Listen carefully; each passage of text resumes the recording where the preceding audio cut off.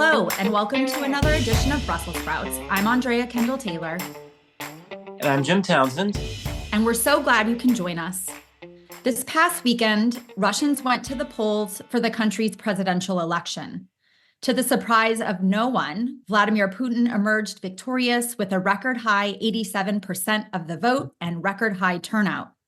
Of course, there was no actual competition. Alexey Navalny was killed in prison, and the anti-war candidate Boris Nadezhdin was barred from running, as he and his messaging became a little too popular for the Kremlin's liking. Despite the fraudulent nature of the election, though, Putin is still likely to take this result as evidence of a popular mandate to continue his policies of repression at home and aggression abroad, especially as Russia remains on the offensive in Ukraine. To discuss Putin's fifth term in office and what we should expect, we're very happy to have with us Stent and Joshua Yaffa with us today. Welcome to you both. Thanks for having me. Yeah, I'm glad to be on again. Angela is Senior Advisor to the Center for Eurasian, Russian, and East European Studies and Professor Emerita of Government and Foreign Service at Georgetown University. She's also a non-resident senior fellow at the Brookings Institution and co-chairs its Hewitt Forum on Post-Soviet Affairs. And she's also the author of the excellent book, Putin's World, Russia Against the West and With the Rest. And Joshua is a contributing writer for The New Yorker. He's also the author of Between Two Fires, Truth, Ambition, and Compromise in Putin's Russia, published in January 2020 by Tim Dugan Books, and which won the Orwell Prize in 2021, and which is a fantastic read for anyone who hasn't already read it. Joshua, also authored, we were just talking, a really wonderful piece in The New Yorker ahead of the election titled, Has Putin's Invasion of Ukraine Improved His Standing in Russia? And you paint a picture in that piece of what the mood is like in Russia in the run-up to the election.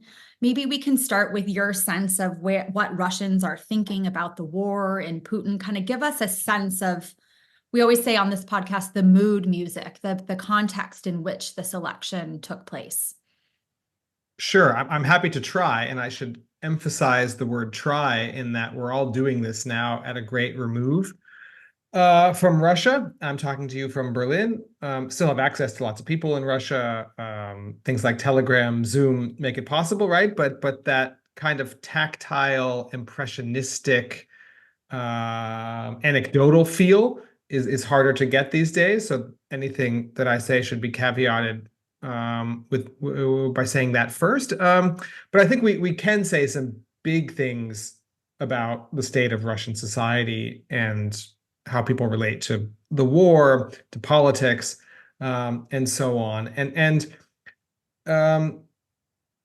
there's been a few different reactions, some of which have taken place, kind of in parallel, concurrently within the same person. Some of them people choose kind of different reactions. But, there's, on the one hand, you have people, the tendency to try and, in a way, ignore the war, to continue with life as usual. And largely that's pretty possible, actually. The mobilization, of course, which called up 300,000 plus soldiers, affected a lot of people, but in a country of 140 million people, not so much, where everyday life, the fabric of everyday life was disrupted for a large swath of the population. It wasn't. Mobilization passed. Those who didn't get the draft notice could, if they so chose, continue to live as if life went on as it had before. That takes an extraordinary amount of psychic effort, but Russians are used to that. Russians are used to expending a lot of psychic effort so as to create a sort of bubble in which they live their own lives. They and their families live their own kind of private, atomized, disconnected existence, disconnected from their other citizens in terms of a lack of horizontal ties, and certainly disconnected from politics writ large, over which they feel little connection, little responsibility. A tendency I talk about in the piece, and this maybe segues to another adaptive mechanism. Here I'm citing the really wonderful and insightful political philosopher Greg Youdin, who talked about how for many Russians, there's a kind of backwards calculation, or it's backwards compared to what we think of in the West as how people act based on what they think.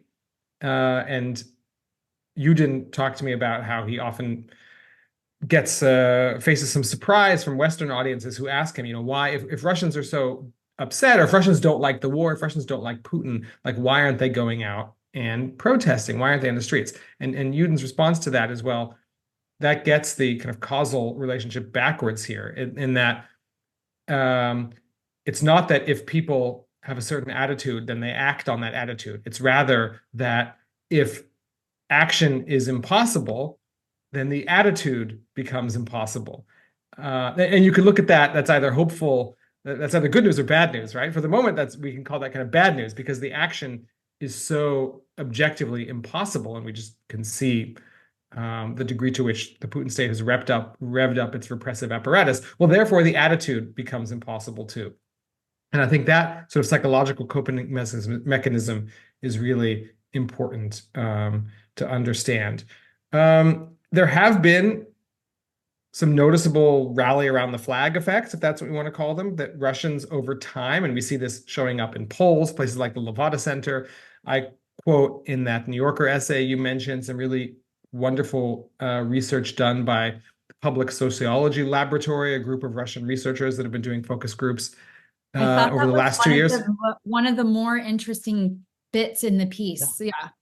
Right. So there you see, among other attitudes, but one attitude that emerges is people who are initially shocked, horrified, maybe even we could classify as against the war, come around to feel like Russia is under attack, internationally, diplomatically, geopolitically, that this idea that it really is, that the war in Ukraine is actually a war against Russia. That's something that has penetrated the Russian psyche over the last 2 years.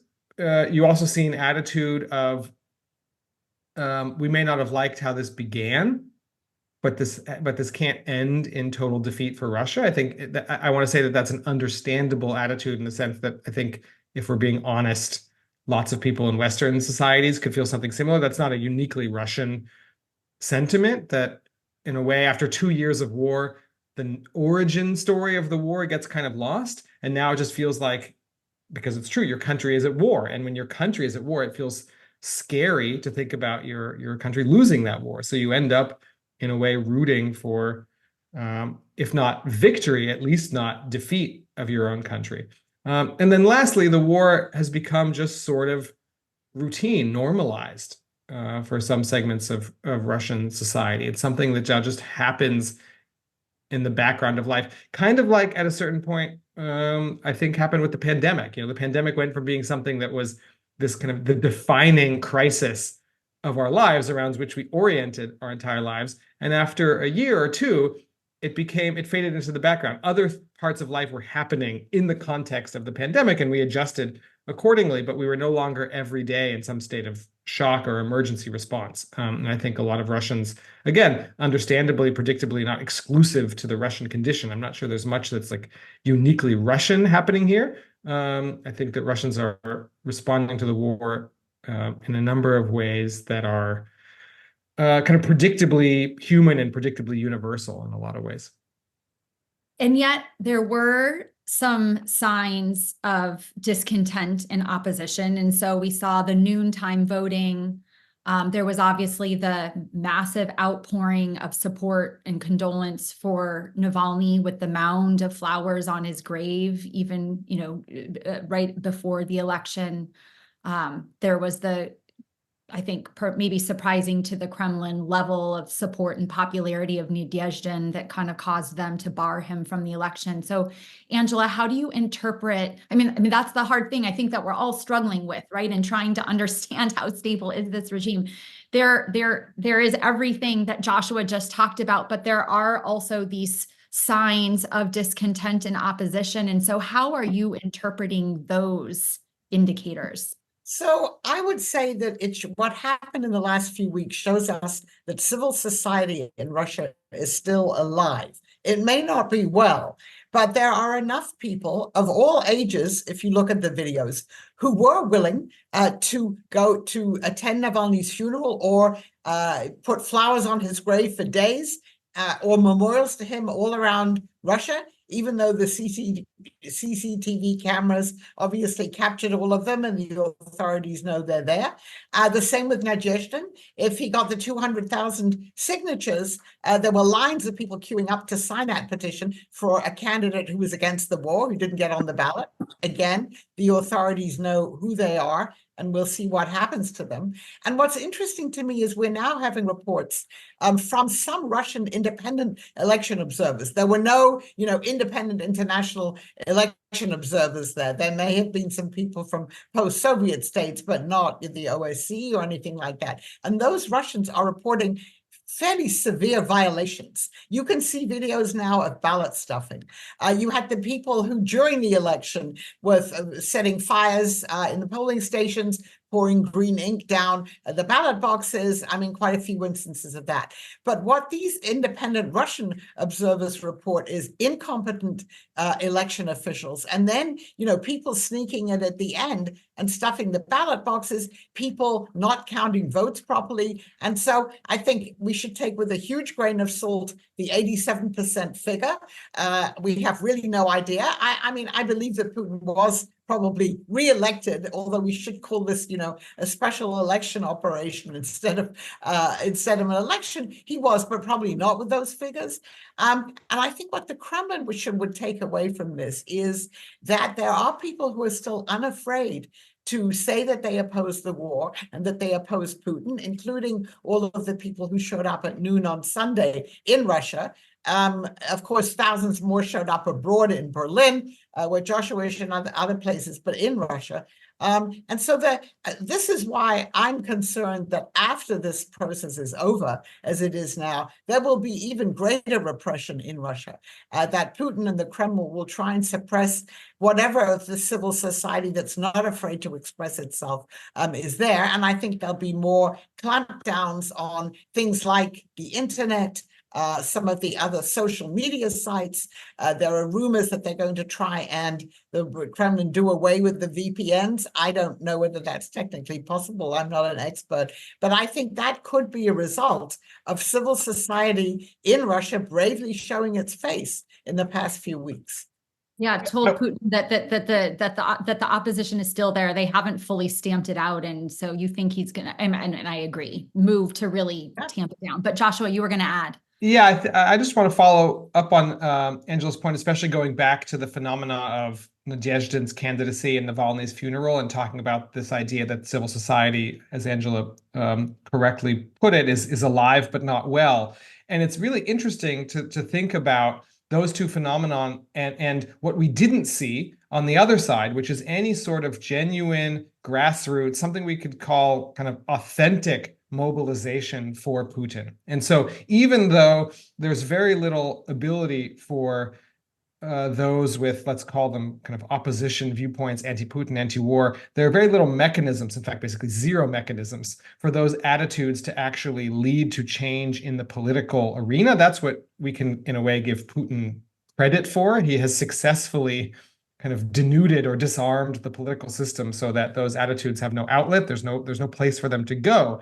But I think it's important to note that actually, if we're talking about what Russians are willing to do based on their own feelings, motives, not because their boss at a municipal office told them to, or they were put on a bus, but genuinely willing to spend their own time go out into the streets on their own will. That's something like give signatures for Nadezhdin or go to Navalny's funeral. I don't want to turn that into false hope about the potential strength of the opposition or in its ability to affect real change. I don't see that on the horizon, again, because there's really no link between those sentiments and anything and kind of formal levers of power in the political system. But it is worth noting that we have these data points to see that given the right circumstances, there are a lot of people actually who are willing to band together and participate in something that we can call vaguely oppositionist. And there are actually a lot more of them maybe than there are people willing to, in an authentic, genuine way, band together and do something in defense of the regime. We also saw that, for example, during the Prigozhin mutiny this summer when no one lifted a finger to protect Putin during Prigozhin's short-lived march to Moscow. So right now, these are nothing more than data points. Again, I'm not predicting in any way the fall of the regime. It's still quite strong, but I think it's interesting to pay attention to things like this when we try and talk about, do Russians support Putin? Do they support the war? What does that word even mean? And I think it's maybe more appropriate to talk about a word like tolerate. But one can tolerate a situation even when you don't like for a very, very long time. So maybe that's the kind of bad news at the end of what might have sounded like a bit of good news. A quick follow-up, and then Jim, I'll let you jump in. But so that I think there's some kind of, I don't know, debate's not the right word, but a sense that Putin is moving Russia in a more totalitarian direction. People are throwing that term around more and more. And that obviously implies a certain level of mobilization of society in support of the regime's objectives. And I guess your point is so correct, Joshua, about like with all of these instances, there isn't a genuine kind of pro-regime mobilization. Is it for both of you, is it your sense that Putin is trying to mobilize society in support of this larger confrontation, not just with Ukraine, with the West? Or, because traditional Putin, I think, very much enjoyed the apathy of society and having people not involved in politics. What's your, how do you read that? Do you think that he is trying to mobilize Russians in support of this war and this confrontation? So I think during the election campaign, it looked as if that's what they were trying to do. I mean, they had these, they got these groups of people together, young people in costumes, uniforms, whatever. They made these speeches. They tried, I think, to mobilize people. It didn't seem very effective to me. So I think there's an ambivalence there because it suits Putin if people are apathetic or, as Josh has said, they just want to get on with their lives and they want to put the war out of their minds and pretend that it's not happening, because then they're less likely to have active opposition. But I think you point to something very important. I do think that Putin is moving Russia towards, I don't know if I'd use the word totalitarian. There is still no real ideology as there was, under Stalin. But he's certainly moving it back more to what it looked like under Stalin, just in terms of the repression, the denunciations of people, just the way that they're treating people. Plus, of course, if you read some of the things and listen to what Putin says about Ukraine, it sounds rather like Hitler, in fact, using phrases from him. But having said that, I'm not sure how much the Kremlin really wants to mobilize society. I think they'd rather, they want to be able to draft people. They don't want people to actively oppose what they're doing. But they, if they mobilize them, then people may think more about the consequences of what they're doing, and that could lead to something unanticipated for them. Yeah, I agree with basically all of that. And I think that the word ambivalence that Angela used to talk about the Kremlin strategy is the right one. And I might even take it further and say, I'm not sure that there is a coherent strategy. That's actually true with just about everything in Putinism, that it's pretty improvisational and ad hoc. I mean, you have to give it its credit. It's now going on 24 years. So whatever it's doing, it's clearly working for it. But on the one hand, yes, Putin would like society to be more involved. I think first and foremost, because psychologically, less even politically, but really psychologically for him, I think it's important that this war, he believes this war is not something that he launched on his own whim and dragged the country into, but rather he's somehow expressing the will of the nation, and this is the people's war. I think that's psychologically important for him, and that's why you see him talking, for example, the State of the Union address about not just the sacrifices of those on the front, but people sewing camouflage nets and participating in other volunteer activities. He would like this to be a people's war. But on the other hand, he's not really forcing the issue. And I think that, like Angela said, there's actually a lot of comfort for the Kremlin in having the public remain apathetic, disengaged, atomized, basically outsource, leave matters of politics to the state. That's, of course, a more habitual and comfortable position for the state. So I think Putin doesn't know what he wants, really. 1 minute, he wants this to be a people's war with everyone involved, not just those at the front, everyone doing their duty. And on another moment, he wants people to leave the political sphere, certainly matters of war and peace, to him and to his ruling, the small number of ruling elite, just the way it always has been. And I don't know if that problem or circle is ever going to be squared. I think that I predict that Putin will continue to muddle through this question. We'll see mobilization in some spheres. We'll see a continued reliance on demobilization in others. And I don't know if Putin or the regime will ever make a bet on one or the other. It can't really. On the mobilization question, basically, it can't, because at least of right now, we don't see a country that's willing to be mobilized. We don't see people flocking to stadiums to burn American books or Ukrainian flags or whatever the case may be. The numbers simply aren't there. Does Putin want to mobilize the country fully by force? So far, no.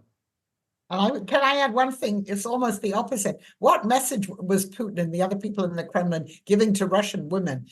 Forget about going to college, forget about studying and working, go home and have lots of children, because that's, your patriotic duty. And by the way, we need these children. That's hardly a message of mobilizing at least the female part of the population. Well, thank you very much. I'm thoroughly enjoying hearing your views, and I just want to, you've touched on this a little bit, but I thought I'd just go ahead and ask the question, because I think a lot of our listeners were probably wondering this when they were watching the flowers being laid on the graves and watching the flocking to the voting places at noon, and all these acts of civil disobedience, peacefully and I'm sure they're all asking themselves, I wonder if Putin really cares what they're doing. Does this make him suddenly concerned? Does this, these acts, does this, move the needle at all in the Kremlin, where he might get a little nervous or whatever? Or does he just doesn't care? He feels confident enough that where he's going, he feels confident enough that this kind of thing isn't going to undercut him. And as he looked at the TV, he shrugged his shoulders and changed the channel to watch something else. So do you think he cares? Is there anything that actually does make him nervous? I think everything makes him nervous. I'll maybe even just leave it there and turn it over to Angela in a second. But I think that the thing about Putin is that this is someone, the dichotomy or the yin and yang of paranoia and confidence, even overconfidence, is actually definitive to Putin's personality. So everything makes Putin nervous. He's way more nervous about lots of things than objectively one should say should, like that in terms of real threats to his power. So on the one hand, he sees threats everywhere. He sees certainly threats to his personal power, maybe even personal safety, more than they actually exist. But he can also be overly confident and overly serene in his own abilities at the same time. I don't know if that's a satisfying answer. Perhaps Angela has a better way of solving that riddle. So, I really agree with Joshua. The one person who obviously really made him nervous, even though he didn't have a huge support among the Russian population, was Alexey Navalny. And that's why, slowly they poisoned him and then they slowly killed him and put him in the Arctic Circle. And for the first time, Putin mentioned Navalny's name after he was dead, and in a very cynical way, saying, well, it's too bad that he died, but then people die in prisons in the United States as well, yeah. And, other countries. I do think that Putin would like to feel that he has absolute power. And I think that that's why they don't like the fact that these people turned up both after Navalny died to sign the petition for Nadezhdin, and then for these protests on Sunday, the noon protests. So I don't think he feels that his rule is threatened, but he would like to get rid of those people and not have them do what they're doing. His main goal now is staying in power, because he doesn't quite know what would happen to him if he wasn't in power anymore. If he were removed not by natural causes. And so, that's his goal. And he sees the war as this is the part of this, as the end of what he's trying to do. And really what you see before the election and afterwards, this is now the national cause. I said before they don't have an ideology, but what they do have is this is a patriotic war. It's like fighting the Nazis, in World War II, and we have to win it. because it's an existential question for us. And I think on some level he believes that. Yeah, Yeah. that's a good point on, I mean, on the kind of the personalist dictators, just like with the political science research, they are, Angela, as you just mentioned, the most likely to be jailed, exiled, or killed. And they're, because like lacking succession plans and everything else, tend to be the most paranoid. But the thing I find so interesting is there is this paranoia and to some degree sense of insecurity on the domestic front, and that juxtaposes quite sharply with what I think what he portrays and is projecting internationally. And so talk a little bit about, and maybe Angela, start with you, kind of like your sense of how Putin is feeling about his like international standing and what he's accomplishing on the foreign policy realm in Ukraine, but I think even more broadly. So I think at the moment we can talk more about Ukraine. You know, Putin believes that Russia's winning, that Ukraine is more on the defensive. You have this terrible debate in the United States about, you know, the paralysis in the Congress. Are we going to continue supporting Ukraine or not? And from Putin's point of view, if we don't continue supporting Ukraine, then the game is more or less over, although obviously Europeans they're trying to step up and do more. So I think he feels he just has to wait out 2024, and that he thinks Russia will be in a much more advantageous position at the end of 2024. He's awaiting, of course, the November presidential election in the United States. And I think otherwise, he certainly projects an image of confidence. I mean, what can we say? He's about to go to North Korea, one of his new allies, right? I mean, now that Russia has cultivated this axis of resistance, Russia, China, Iran, and North Korea. Now, we can question, okay, what kind of an ally is North Korea? But Putin has seen objectively, since the Russia-Ukraine war began, Russia's standing in much of what we, for a better word, call the global South, increase.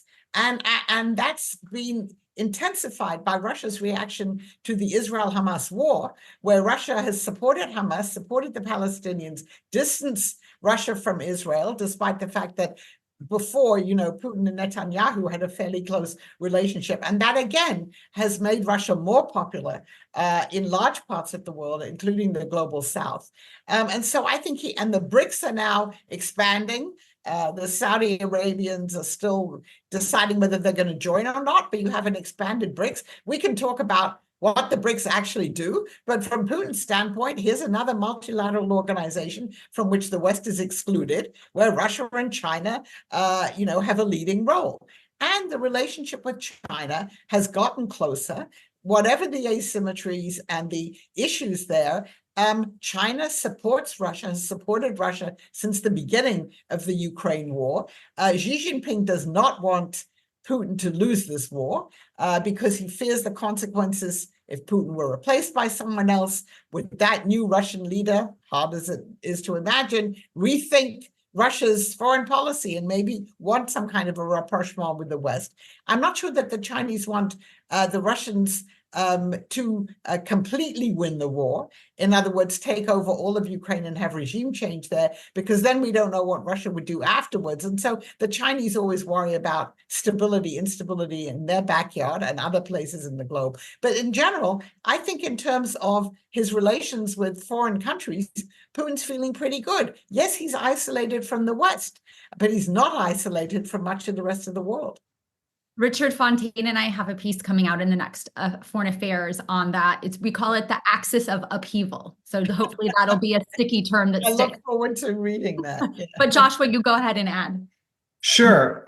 One can, for example, make fun of Russia having to slum it diplomatically with relations with North Korea. But if North Korea is providing millions of artillery shells that have, among other supplies, including increased Russian production, given Russia in recent months a quite formidable advantage in artillery power on the battlefield in Ukraine, which has, among other things, allowed Russia to push forward and take new territory for the first time in some time in the war. Capture of Avdiivka, of course, was a key battle, if not in terms of battlefield dynamics, certainly psychologically, image-wise. I think that was very important for both sides. So we can laugh all we want, but these relationships are paying dividends where it really matters, which is on the ground in Ukraine, balance of forces, who's able to hold territory, who's able to take territory. And so I think we have to be pretty clear-eyed about. We may laugh at who Russia is kind of reduced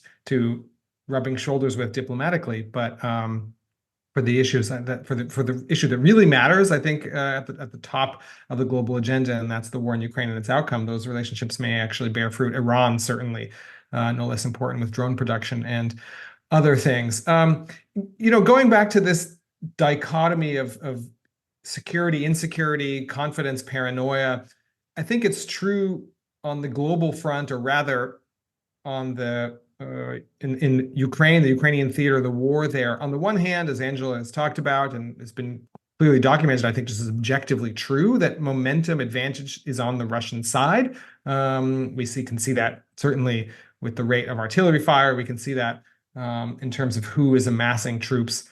Whether or not Russia tries another large-scale offensive action, we shall see. But Avdiivka certainly, again, was symbolically a symbolic key battle. But it would be fair to say momentum does appear to be on the Russian side, and the West isn't really doing anything that large. I mean, look at the dysfunction in Washington. It'd be hard to say that American policymakers are doing something particularly formidable or large scale to try and counteract what clearly looks like a shift of momentum to the Russian side. And I'm not sure that independent European efforts will be enough to counteract that either. So Putin definitely feels like, and may actually be correct in feeling, that time is on his side. This will be an advantageous year for Russia.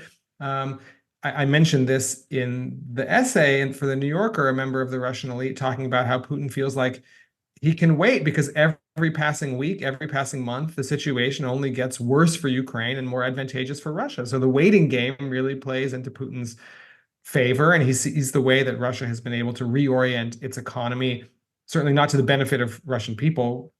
Things like healthcare, education are being starved to pay for war industry, but that war industry is producing shells, producing munitions that is giving Russia this advantage I'm talking about. So Putin, I don't think, is wrong to think that in a way time is on his side, or appears to be on his side, unless the collective West does something dramatically different in the coming weeks than it's been doing in the first weeks of this year. There is a but, though, and I believe that Putin is nervous about this also because he sees it, which is that the West is not coming to its senses. And I think he's genuinely confused about this. From as far as he understands, it should have been clear to the West a long time ago the way this war is headed. It's pointless to keep throwing resources into Ukraine. Ukraine is a lost cause, and there's no reason for the West continue to spend money, treasure, and so on, and Ukraine to continue to see the loss of so many soldiers. This has all become so nonsensical that clearly the West should, and of course Putin doesn't believe in independent Ukrainian agency as far as he's concerned. This is all for Washington to decide, not even European independent agency. Really, this is just all a matter for Joe Biden himself to decide. So why isn't Biden doing the sensible, obvious thing and telling the Ukrainians it's over? The war is over. You lost. You have to negotiate. That for Putin, that's so glaringly obvious, and I think it's on the one hand, with every passing week, he feels like Russia's position is improving, but also with every passing week, I think he's becoming more and more confused and potentially aggravated, stressed, anxious about why is the West not doing what is so clearly the obvious and right move for it. And I would imagine what Macron said a couple of days ago, and which continues to rattle around about, ratcheting up European involvement with boots on the ground, however one might want to interpret just what does that really mean. That must be further frustrating and pissing Putin off if he feels that common sense tells you this needs to be sorted. And here the ante's upped by Macron, setting off, this debate about what more does Europe need to be doing. Sure, but then again, you can sort of pick your data points. That came off the heels of a leaked German conversation in which German officials were essentially ceding the sovereignty of Crimea to Russia and saying that the use of German weapons to strike, for example, the Crimean bridge would be escalatory. So I mean, there's a lot of mixed signals, to put it mildly, coming out of Europe, and of course the idea of European boots on the ground, however fantastical that sounds in Ukraine, certainly goes against Putin's logic, which is the West should clearly be interested in ending this war, not escalating it. I'm not sure that that's actually Western policy at this point. But Angela, I think, has a better read on those dynamics. To come back to Macron, let's not forget the kind of domestic European dimension of this. Germany and France always rivals to see who can lead in policy toward Russia. Macron and Scholz do not enjoy a good relationship. And so Macron, who just a few years ago said NATO was brain dead and we shouldn't humiliate Putin, suddenly comes up with this phrase, but I'm sure that he's not talking about ground troops in Ukraine. He's probably talking about advisors, military advisors, or more military advisors. But still, it's certainly got this debate going. I think Putin believed that he had successfully deterred the West from doing anything like that with his threats of nuclear escalation.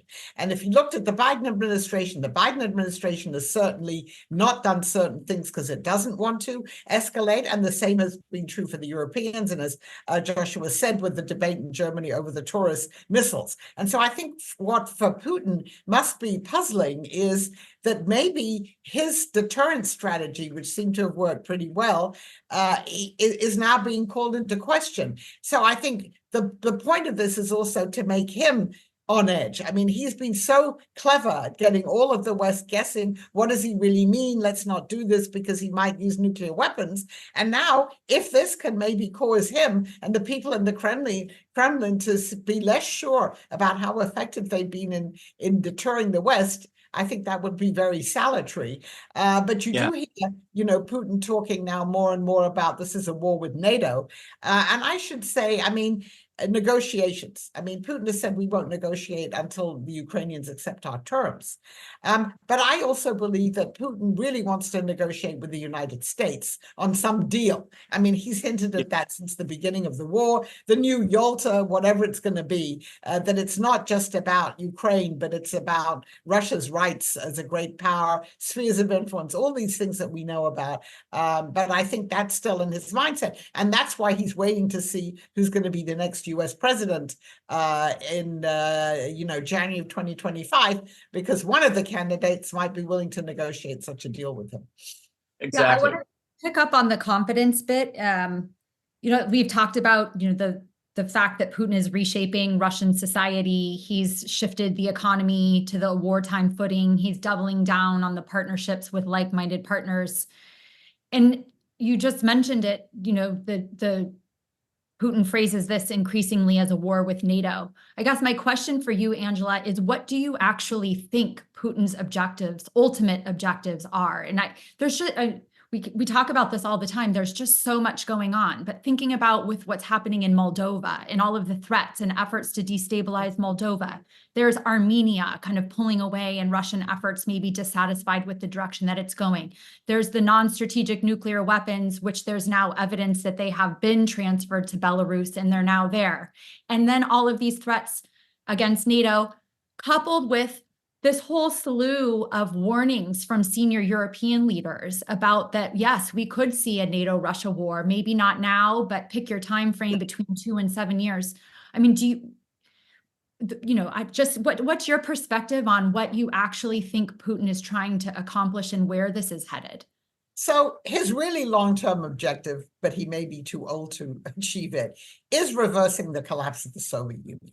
Essentially not putting together the Soviet Union again, but reasserting Russia's right to a sphere of influence, certainly to its west, but also, I think, in the South Caucasus, and to some extent in Central Asia as well. That's the long-term goal. The more short-term goal, it remains, in my opinion, to conquer Ukraine, to have regime change in Kyiv, and if not necessarily to militarily take Kiev right now, the 4 annexed territories to make sure that those belong to Russia. But then I think he set his sights on Odessa, and we've seen that with some of the extreme, bombing campaigns just in the last few weeks. Moldova, you mentioned. The Transnistrians asked for fraternal assistance or whatever from the Russians. The Russians haven't quite taken that up yet, but there's still much more instability. And what the Russians are trying to do is to support a coalition in the next Moldovan election elections that will bring to power the pro-Russian parties, and not the current government in Moldova. So it's destabilizing the neighborhood, but I think in the immediate sense, it's at least getting Ukraine to surrender and to give Russia those 4 annexed territories. It's possible there could then be some kind of a ceasefire, but I think as long as he or someone like him is in power, they're not going to give up on subordinating Ukraine to Russia at a minimum. And then we can talk about, if you go back to the 2021 treaties that were presented to NATO, I think he still thinks of the former Warsaw Pact countries as countries that have a special relationship with Russia and, shouldn't be in NATO. But I think that's more longer term. Joshua, what's your sense on, how all that sits with the Russian public and whether or not there's appetite to be and to remain engaged in this type of long-term confrontation? I go back to this idea of a disengaged, atomized, depoliticized Russian public. And again, quote one of my favorite Russian thinkers, Greg Yudin, who was in this essay and shared the following idea that really resonated with me in a kind of terrifying way, but terrifying because I recognized its truth. And that is, on the one hand, if Putin were to come out tomorrow and say, our objectives in Ukraine have been achieved, we've denazified the country, whatever that means, we've defeated NATO, the war is over, there would be certainly relief, if not outright joy in Russia. Because the public, and we can see this in various polling, this is showing up. The Russian public is exhausted, is tired of the war.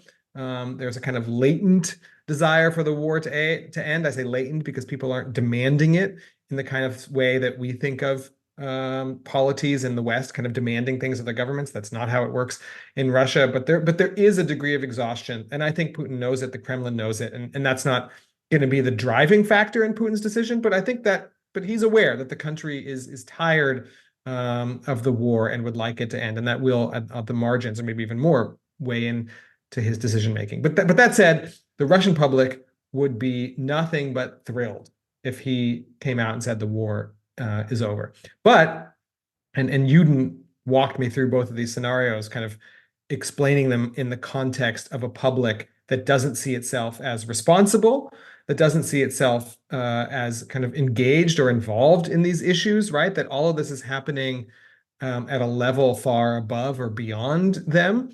That if Putin were to come out onto TV tomorrow and say, the conflict with the West is only escalating, the West is intent on Russia's destruction, Russia had no choice but to even, I don't know, send a nuclear warhead to Washington, the reaction would be, it wouldn't be joy, it would be panic, and it would be terror as people tried to kind of understand what that meant for their own lives. But people would, in a way, accept that too. Like, there is no bottom, right? The regime can't count on Russian people's support in a genuine, mobilized way, but it also doesn't face a kind of break or limit on its behavior by the Russian public either. And so, again, we can choose to see the glass as half full or empty as a result, but there's sort of nothing on the more escalatory side of the spectrum that Putin could do that the Russian public would somehow reject or not accept and internalize, just like they've accepted and internalized everything else so far. Yeah, that is really horrifying. That glass felt pretty empty to me. I'm not sure there was a full part of it, but it is such an interesting point. And you just think about all of the kind of nuclear rhetoric on the talk shows and other things, and the extent to which that changes people's tolerance about their willingness to tolerate Russia's use of a nuclear weapon. All of the political science research that talks about the importance of elite cues. I mean, this is something that people are getting a steady diet of this stuff. And I mean, certainly the idea of a grand conflict with the West, I mean, that's already been normalized. I mean, that's already been introduced into the Russian public discourse. And if you look at, again, polling, Levada Center, other places, I mean, most Russians believe that this is actually a war between Russia and the West. So the messaging there has been successful. And so the idea that this is a big standoff, much larger than Ukraine, is something that already has been internalized and accepted by large portions of the Russian population. Yeah, and in your article too, you quote someone as saying, Russia's normally often at war. A lot of countries are at war. This is normal. So, But this bottomless idea, that really is horrifying. And I guess, it resonates with me as well. So, well, I hate to leave a podcast on such a gloomy and alarming note, but that's the way that our podcasts of late have tended to end. Not a lot of We picked the wrong topic. But wow, this was really wonderful. I so enjoyed the discussion. And so I just want to thank both of you for joining us, and would love to check in the coming months about, where things are actually headed in Putin's fifth term. So thank you very much. oh, thanks. Thanks for having me. Thanks. Thank you for listening to another episode of Brussels Sprouts, brought to you by the Transatlantic Security Team at the Center for a New American Security. You can find all of our previous episodes wherever you get your podcasts. And please remember to rate and review Brussels Sprouts so that new listeners are able to find the show.